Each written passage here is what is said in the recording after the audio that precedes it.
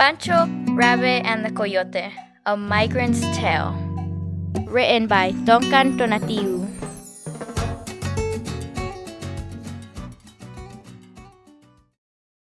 One spring, the rains did not come and the crops could not grow. So Papa Rabbit, Señor Rooster, Señor Ram, and other animals from the rancho set out north to find work.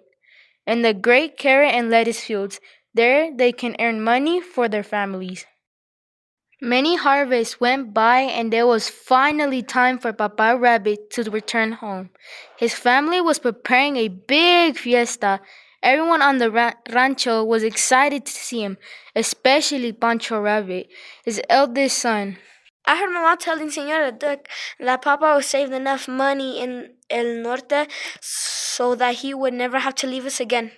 See, mijo, let's prepare Papa's favorite meal, mole, rice and beans, and a heap of work tortillas.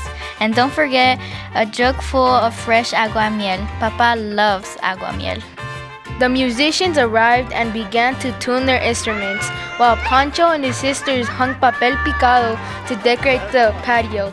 The rabbit's friends from the rancho began to arrive.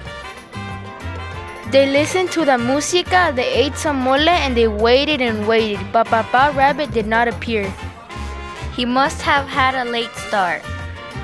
Maybe the weather was bad and he had to find shelter.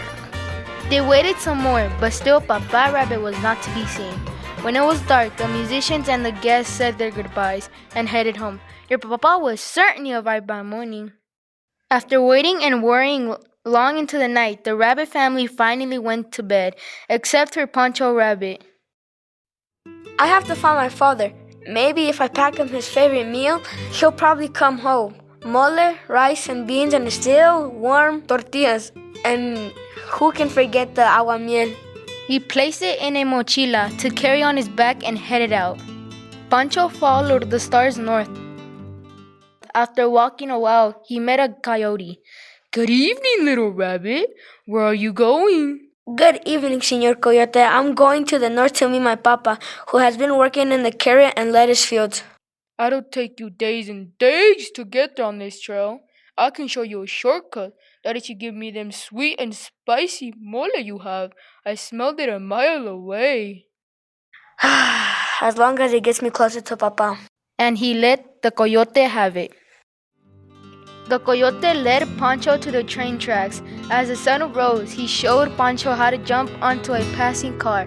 The train was running so fast, poor Pancho almost fell off. Ah! They rode atop the train, zooming through the countryside. When the train slowed for a curve, Pancho and the coyote leaped off. We must not cross this river. Señor Coyote, I don't know how to swim. The water was murky and rushed by very fast. He was scared. I can help you reach the other side, but I will be exhausted after I do. Once we are across, I will need to eat the rice and beans you are carrying to regain my strength. As long as it gets me closer to Papa. The coyote picked up a tire that was junked on the riverbank. Pancho gathered all his courage and held on tight. They jumped into the river. The coyote helped them float to the far bank. And although he did not want to, Pancho gave the coyote the rice and beans, just as he promised.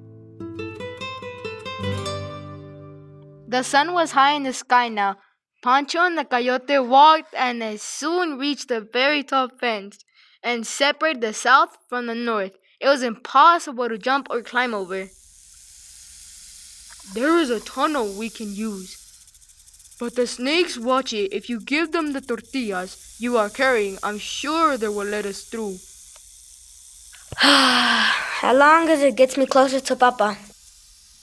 The coyote talked to the snakes. They agreed to let them pass, but demanded every single one of Pancho's tortillas.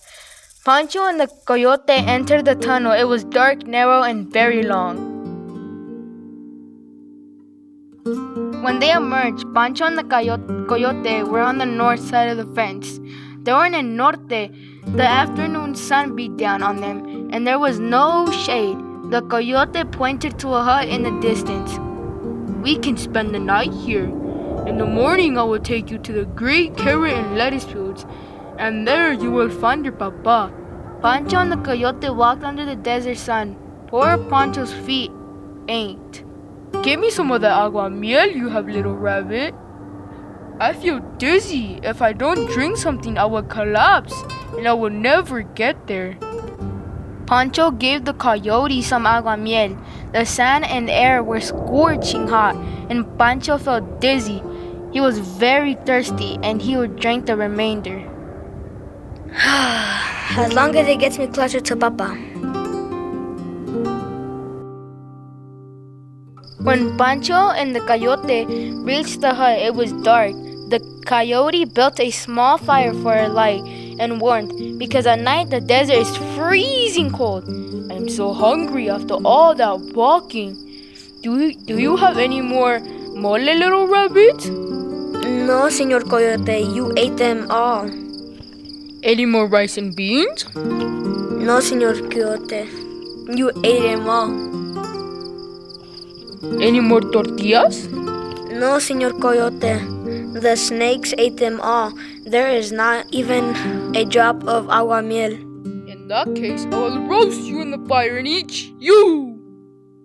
With a cry, Pancho leaped for the door. He was the fastest animal back on the rancho, and normally he could outrun the Coyote, but he was tired from the long journey. He could not reach the door. He could not reach the window. All he could do was huddle in the corner as the Coyote slowly approached him. No, Coyote, no! Please don't do it! Suddenly, the door was thrown open. Who entered but Papa Rabbit with Señor Ram and Señor Rooster. They soon had Coyote racing outdoors and far away with his tail between his legs. "No, I didn't mean it! Please don't hurt me!" Panchito, mijo, I thought I would never see you again. A gang of crows attacked us. They took the money and gifts we were bringing back to our families and left us stranded in the desert. We heard your cries for help. Your papa recognized your voice. We ran as fast as we could. Pa, I'm so happy to find you, and I know the way home. So Pancho led Papa Rabbit, Señor Rooster, and Señor Ram home.